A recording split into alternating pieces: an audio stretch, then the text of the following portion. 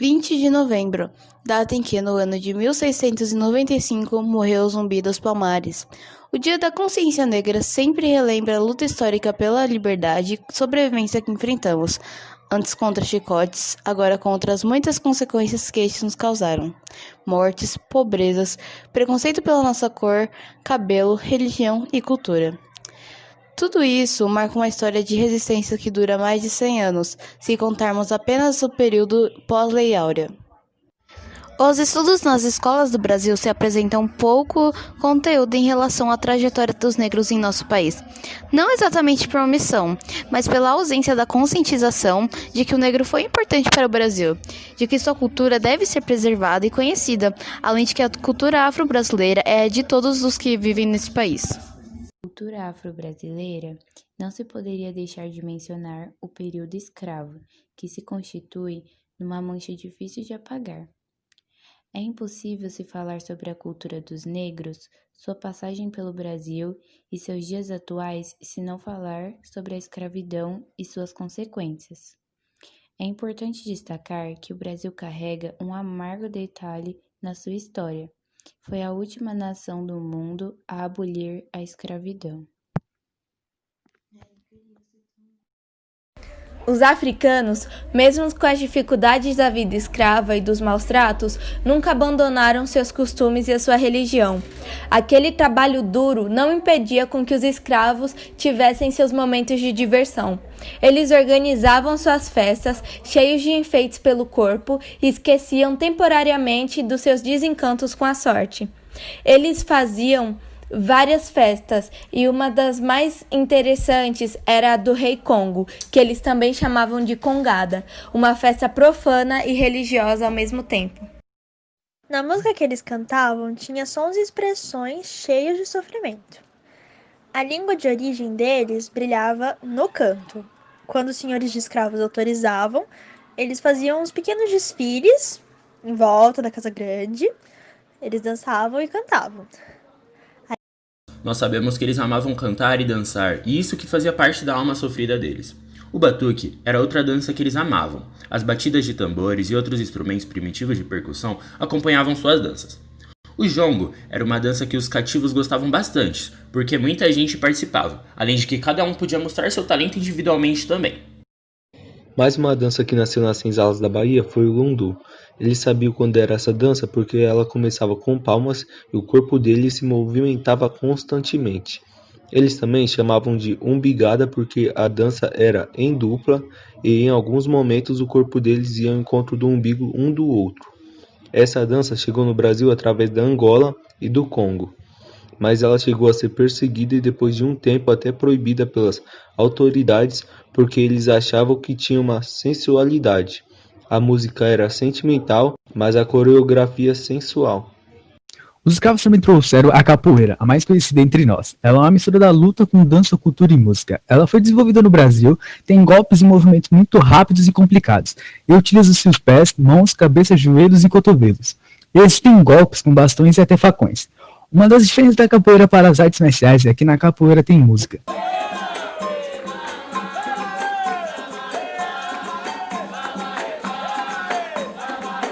Tem historiadores que dizem que o Quilombo dos Palmares se defendeu dos invasores portugueses que procuravam os escravos escondidos com algumas habilidades da capoeira.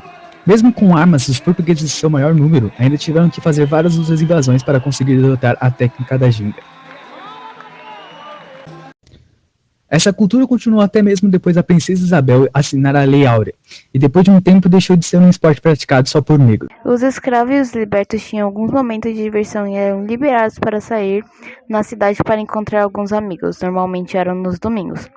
Os senhores e proprietários tinham medo que, se proibisse os encontros, poderia existir uma rebelião, coisa que já estava acontecendo bastante naquela época. Para eles, quem se diverte não conspira.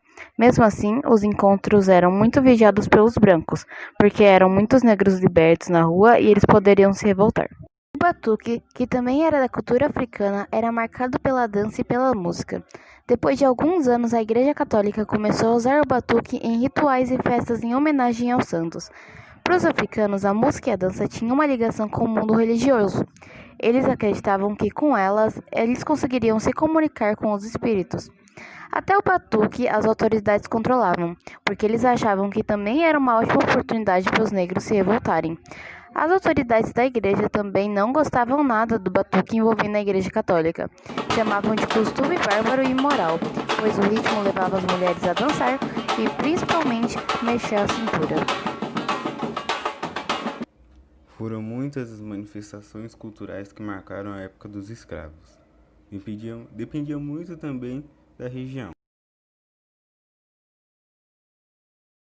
A religião é bem marcante na cultura africana. As religiões foram muito transformadas, ritos e crenças de alguns povos se misturaram com outros. A religião do calunduzeiros era muito conhecida.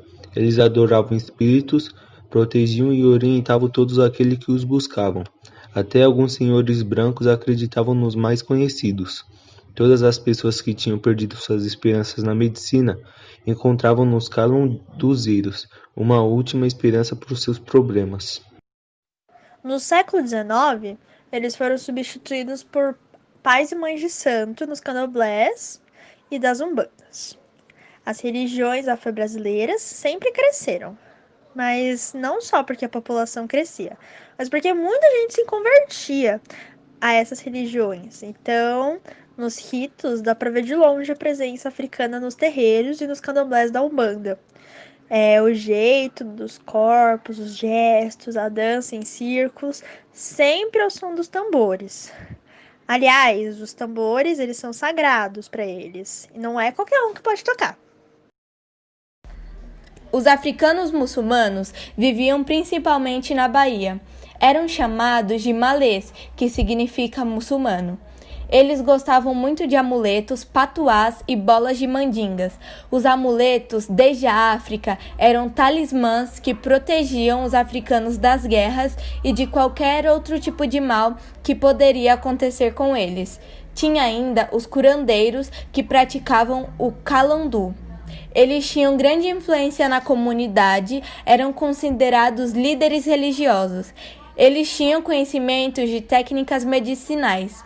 Muitas vezes, eles eram considerados bruxos ou feiticeiros, mas na verdade apenas utilizavam ervas, frutos, produtos naturais que eram encontrados facilmente na região. Eles também eram muito respeitados e procurados quando se tratava de doenças que naquela época eram consideradas incuráveis. Os escravos aprenderam muito o catolicismo. Os senhores eram praticamente obrigados a ensinar. Eles queriam que começasse a existir novas comunidades negras que adorassem algum santo também. Os principais santos das Irmandades dos Negros eram a Nossa Senhora do Rosário, a Santa Efigênia e o São Benedito. Além do culto aos santos, os escravos também começaram a fazer missas em favor dos irmãos que já tinham morrido e consolavam as famílias desconsoladas.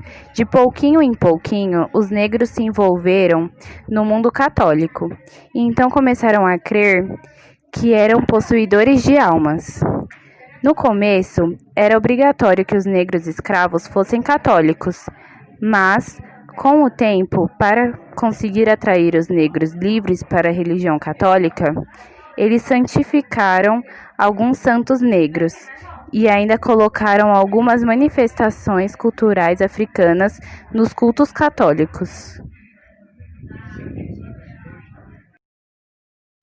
A vida, os costumes e a cultura pós-liberdade. Toda a história do Brasil que se conhece, com raras exceções, ainda não aprofundou na trajetória da raça negra em nosso país. A abolição da escravidão não conseguiu livrar os negros da discriminação racial e suas consequências, tais como a exclusão e a miséria. O abandono intelectual e econômico aos negros recém-libertados foi um ponto para o aparecimento das favelas, da subcultura, da pobreza, trazendo a eles o desencanto com a liberdade.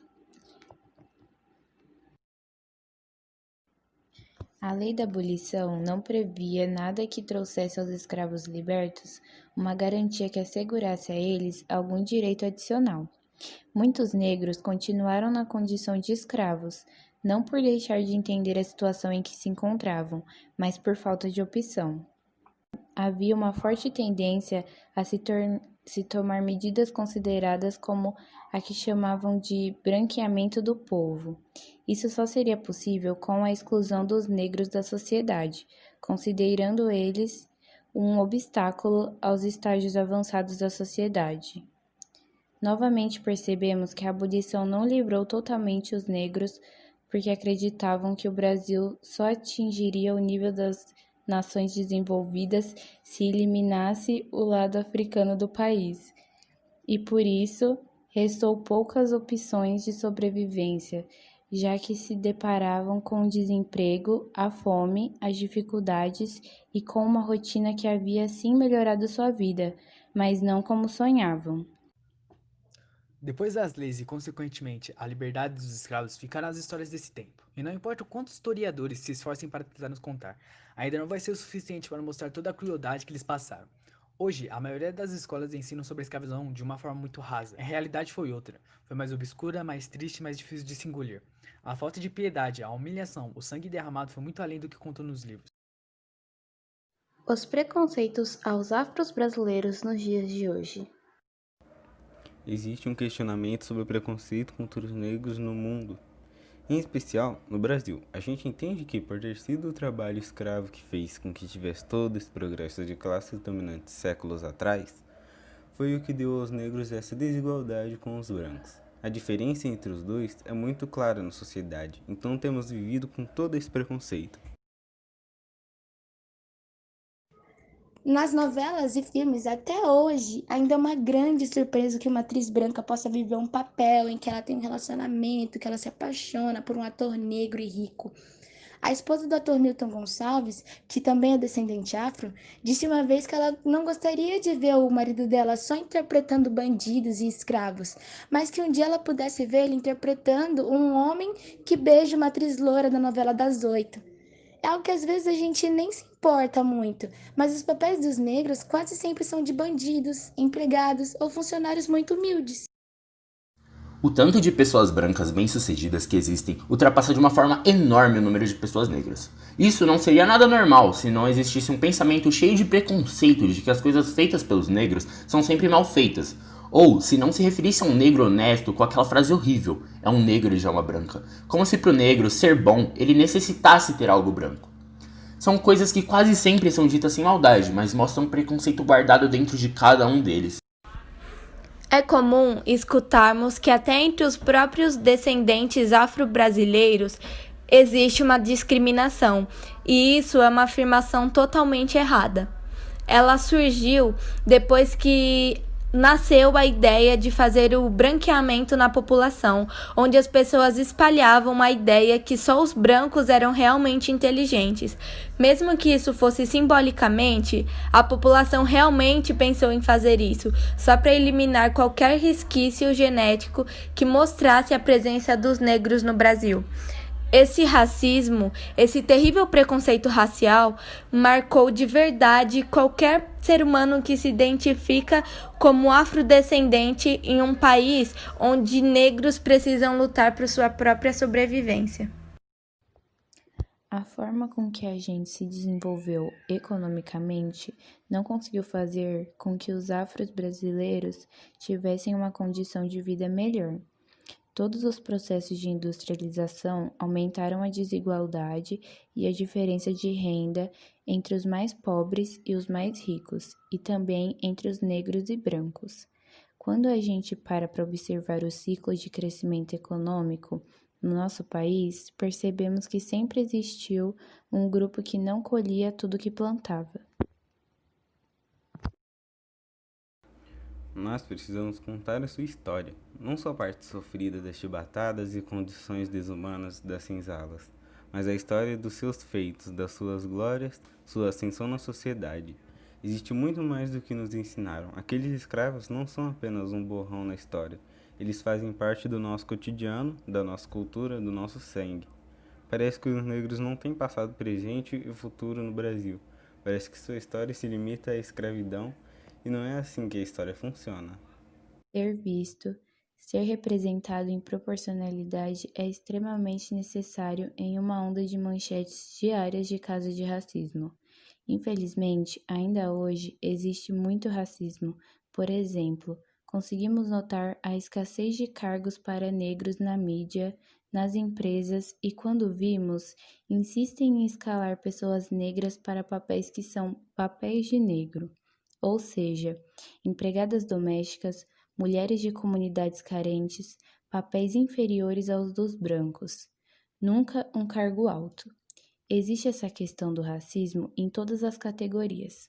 Precisamos quebrar esses estereotipos que negros não têm talento e que, quando tem, é um negro com alma de branco. Os negros têm capacidade para assumir cargos de chefia e precisamos principalmente e urgentemente que passem a ser valorizados da mesma forma. Somos muitos, temos talentos e precisamos ser valorizados.